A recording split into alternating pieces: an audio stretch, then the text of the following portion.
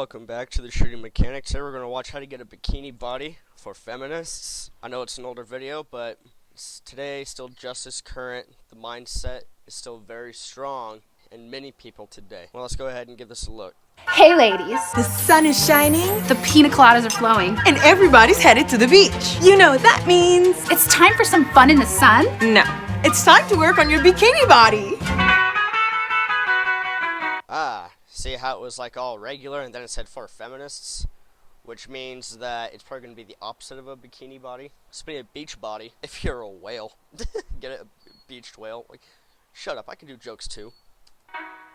Before you slip into your swimsuit, you could start a grueling workout routine and manipulate your natural shape and skin tone to reach for an unattainable and oppressive idea of perfection. Apparently those standards aren't all that impossible because there's many people out there that achieve them and keep them. It's hard to get into shape, I understand. I've had to get into shape before and it's not easy. It takes diet, exercise, and dedication. But it's possible for everybody, even you.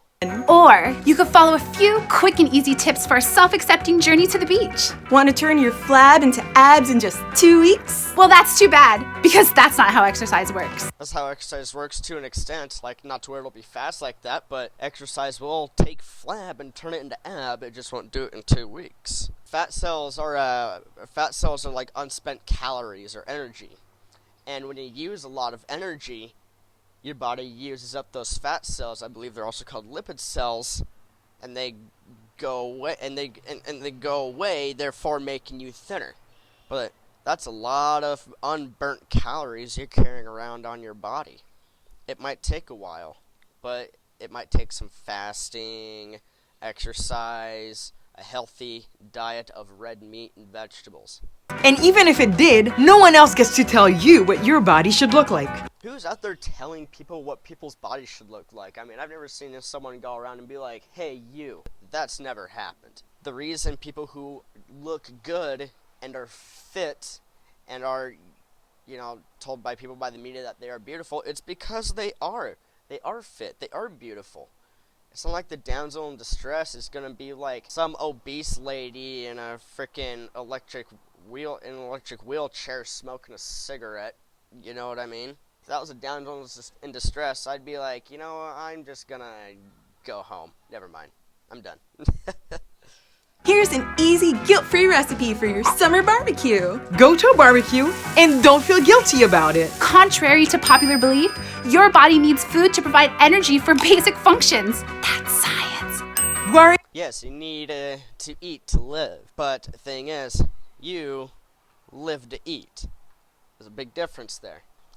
You can live off of red meat and fruit and vegetables for the rest of your life, but I don't think that's what you guys are talking about now, is it? You guys are probably talking about getting Krispy Kremes and candy and all that stuff that'll destroy your insides and, make you into a freaking sea cow, which once in a while is fine. There's nothing wrong with, treating yourself. But when it becomes a regular occurrence to where you start looking like this, it's time to take a real long, hard look in the fucking mirror. Worry that your almost naked body is inappropriate for most public places? Toss that tarp with... When people say your body is inappropriate for most public places, that's because people generally don't want to look at that. It's kind of gross to look at. See that at the beach, it's like, put some clothes on. It's because people don't want to look at that. I go to the gym a lot, and if I go to the gym and I see someone who is heavy or overweight, and they're working, I won't say anything because it's commendable. It shows effort. It shows they're trying. If anything, it kind of deserves a round of applause that they're actually getting off their ass and trying to lose that weight. The confidence that nothing is big enough to cover up the inequality that women have been subjected to for hundreds of years. Now it's time for the ultimate bikini body challenge. Read some literature that challenges the cultural ideas of what constitutes a bikini body. Don't forget. Well, yeah, there's no one strict legal definition on what a bikini body is. Well, I mean, I guess there would be. I guess a bikini body would be a body that you would want in a bikini that you think would look good at the beach. But like, thing is, people will have a lot of different opinions on what a bikini body is.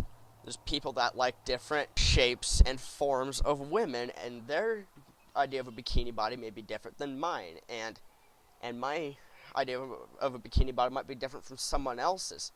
It's kind of like, it's perspective. It's like how you live, what kind of body type you like. That's probably the kind of bikini body you're gonna like. It's not one strict flat-lined definition that's the same across every man. And I'm looking at some of these books. Can't really read that one. I think that's just like feminism is for everybody. Let's see, the feminine mystique. I don't know what either of those are, but this one is kind of easy to pinpoint. Fat.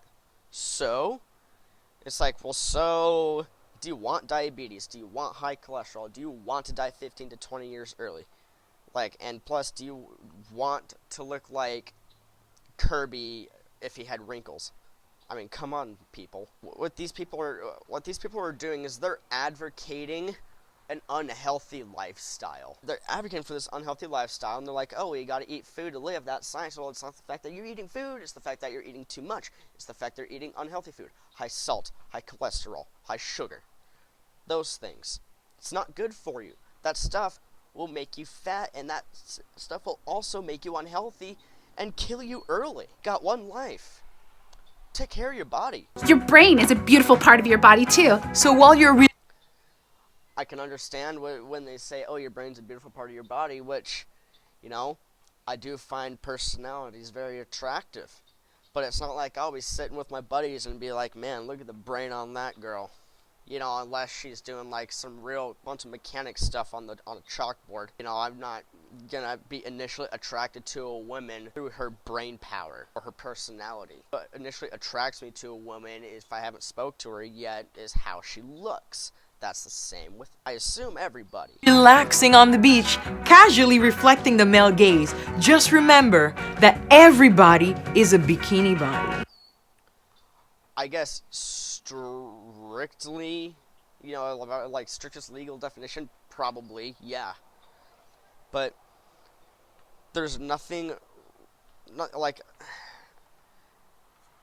people say, oh, it's genetics, it's this, it's that. It's, yeah, sure, it can be genetics to a point, but every time, you know, I grew up, I used to be a kid, like, I had friends, you know, some of them would be fat, and I'd go to their parents' house for dinner or something, and what they would have for dinner would be crazy to me. I would be like, dude, you eat this every night? And he's like, yeah, and I'm like, explains why you're 3 times the size of any of the other kids.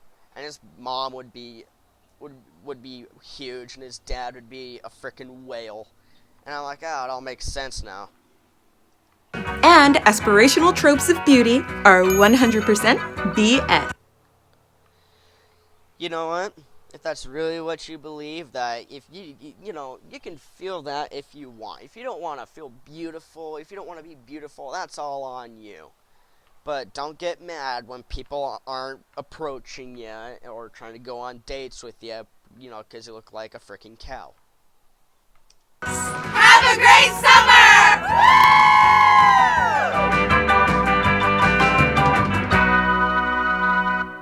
And there's that, ladies and gentlemen. Thank you for watching, and I'll see you guys next time.